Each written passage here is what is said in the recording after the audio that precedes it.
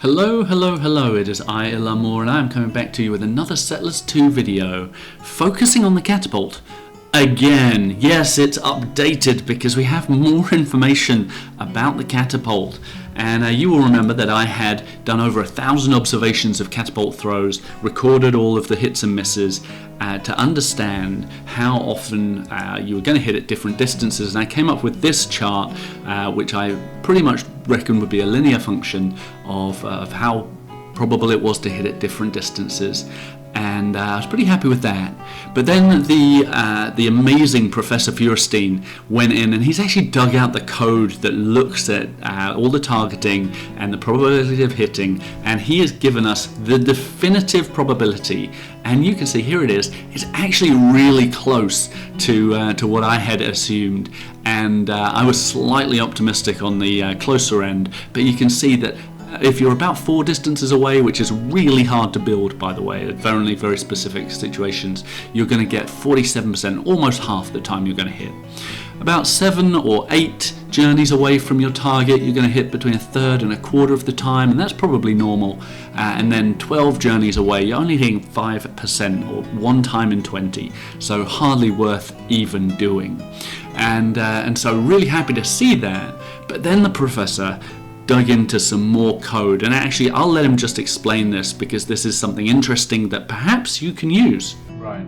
And that's probably because of this condition, so it doesn't attack buildings which have less than 2 soldiers unless they are basically at the start of the list, so they are basically the only buildings that can be attacked. Yeah.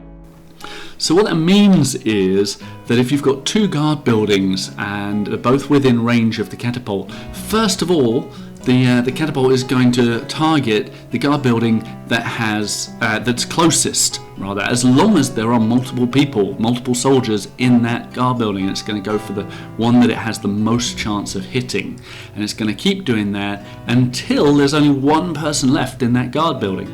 And at that point, it's going to switch its attention to the next closest building and keep on hitting that one until there's only 1 person left in any military building that's within range, and at that point it's going to start targeting buildings that have only 1 person. And actually I've drawn the arrow to the one that's closest, but that's not actually even true. The professor explained that actually at that point it's going to start targeting buildings that were planned first, because those are the ones that are first on its list that it starts looking at in order to target.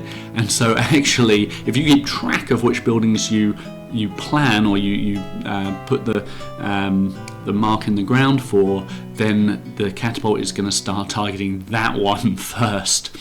And we did come up with some ways that you could use this. Think about the situation where you've got 1 guard building that's only got 1 person, but it's really close to the catapult. And then another building that's 12 journeys away, only going to get hit 1 time in 20 with 3 guys in it. You could fool the AI into targeting that further away building while you attack 1 person by 1 person with your 1 guard that is there close by. And so maybe you could use this to make forays into enemy territory further than you could.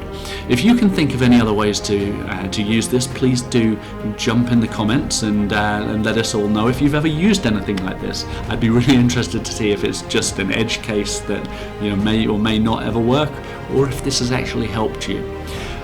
Anyway, we love this game, we love how it works, and I hope that you enjoy it more, having understood more about the catapult. My thanks to Professor Feuerstein. His details, his channel are in the comments. He's a speedrunner. He holds currently some world records for finishing these levels, so I do encourage you to go over there, visit his page, subscribe and watch his videos. But in the meantime, I hope you play Settlers. I hope you have a lovely day, and I'll see you next time.